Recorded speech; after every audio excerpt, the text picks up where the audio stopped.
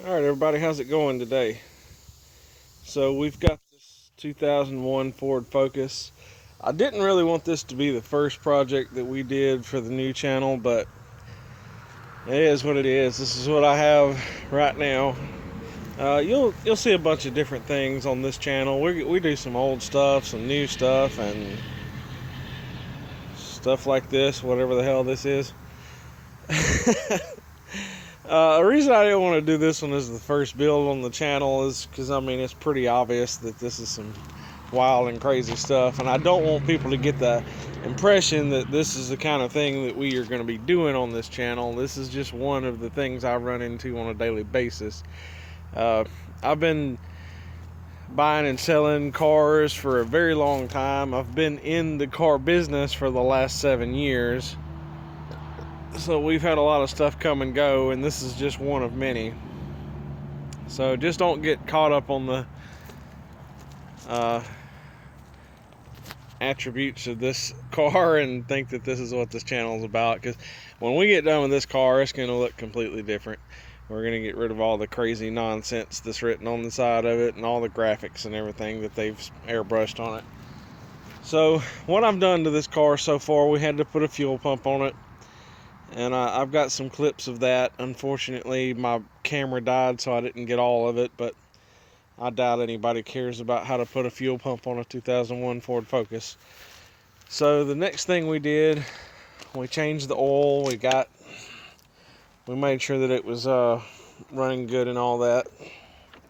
And then we took the headlights and the grill, the upper and lower grill, out of the car, and these little marker lights right here. The headlights are simple. They're just one bolt right here on the top. You just take it out and it just pulls out.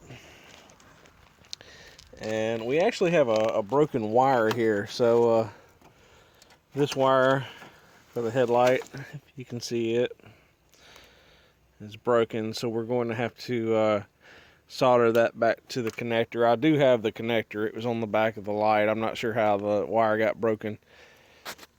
I think the battery may have torn it somehow. Anyway, so we got that took care of. We got the grill out. The grill is just held on by some screw-on nuts that just kind of screw onto a plastic stud. And then we got these mirrors off. The mirrors were very interesting. So to tell you how cheap they were when they built these cars, they put these weird little manual controls. So this sits up here, see where that little hole is, and then yeah, so this piece goes here, and then the little connector sits there.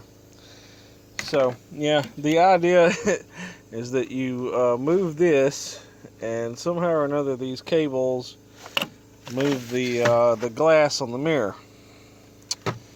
Thank you, Ford, for that one. So anyway, we got the mirrors off of there. If you ever encounter that, you need to work on that for some reason. Yeah, they just slide right out. The little connector sits down inside of here, and there's a little plastic ring you have to unscrew, and then it pops out, slides through the hole, and comes out the other side. So this is all one assembly. But enough about the crappy mirrors on this car. So we got that done. I'm trying to get all of the trim off of the car so that we can start sanding it. I've got the tail lights out of the car. The next thing I'm going to do is come over here and remove this lovely badging we have here. Take the focus letters off. All you got to do to take these off is use a putty knife, or like a paint scraper, whatever you want to call it, and just gently poke behind there and take the letters off of it. And it's going to leave some residue there. You can clean that up with some adhesive remover or with an eraser wheel on your air tool, either way. So I'm going to get that off of there, and once we have those off, I'm going to take this piece of trim off and take this light out and take this trunk spoiler off. The last time this car was painted, they left this spoiler on, and you can see I don't know if you can see it too well, but it's like dry paint up under there because they didn't take the time to take the stupid spoiler off the car when they painted it. Of course, they did such a lovely paint job on it, you know. All this peeling clear coat everywhere. I don't think they even sanded the car. I think they just sprayed over it because, like, you can look here, and it's like still shiny up here. If paint is shiny, it's not going to stick to it. Anyway, so we're going to do that, and we have a few little dings and nicks I'm going to try to fix in the car. I'm not going to spend too much time or money worrying about it, but there's a few little dents. I can knock those out real easily. So when we get the rest of the trim off of there and we start working on those few little dents and dings, I'll come back to the video, and everything else is just going to be sanding. We're going to sand the car with 150 grit sandpaper. Of course, I have an Air DA sander. That's what I would recommend anybody use if they're trying to paint a car. So we're going to use 150 to knock all this down. I'll probably try to sand most of the actual airbrush off of there because it's under a thin layer of clear coat.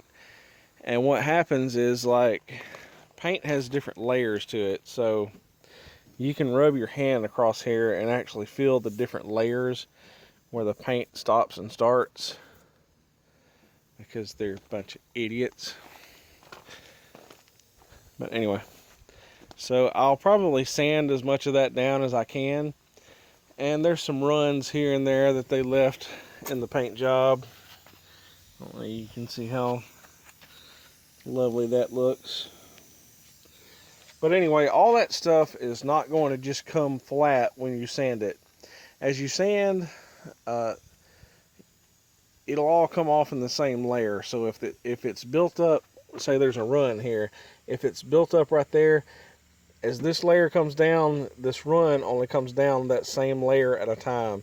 So when you get to the end, you're still going to have a high point right there. So to combat that, we have to sand the whole car down, primer it, and then block everything to get it back smooth. That's the only way to do it.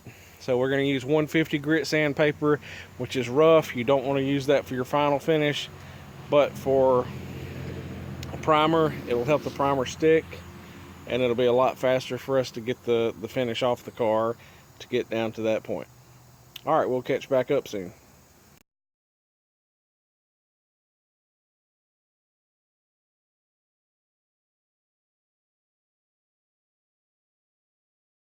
So the first thing you do when you get up under the car is you need to get this this filler hose. This is where you actually fill up the car. If you reach right through this little triangle, you can put this is a number 6 socket, but it's kind of stuck on there, so I'm not sure if it's actually a 1/4 inch or a metric tool, but I was able to get a 6 on there, and I got that little bracket loosened up right there. So anyway, you do that first.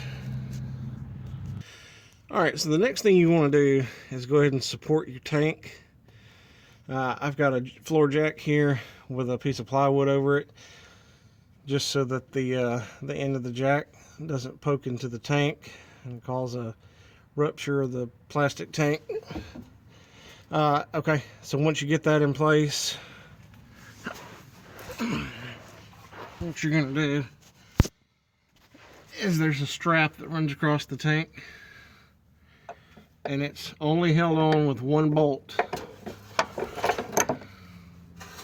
right there. It's a mine's a 14 millimeter,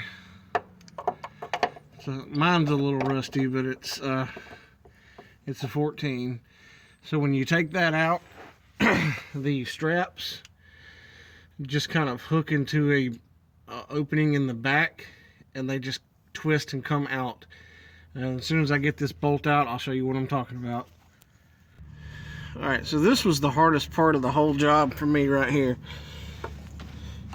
I saw some videos doing this on the same type of car, and I guess their wiring is different. They had this loom in the very back, and it had a connector that just came apart, and then the tank dropped. Mine has this wire that goes straight into the body of the car right through there, and it was suspended by this cable here that connects to the top of the fuel pump. And I like to have never got this off of there. So there's a little tab, like this is the top view of it. If this is connected to the tank, this is the top of it. So I had to get a little screwdriver and pry that back in order to get this to pop off. But it just connects right there like so, and when it comes out, you're basically good to go. I had a wire right here that I had to disconnect from this, just this little connector. It came off real easily. There's a little push tab right there, and then the fuel line itself connects to the fuel filter right here.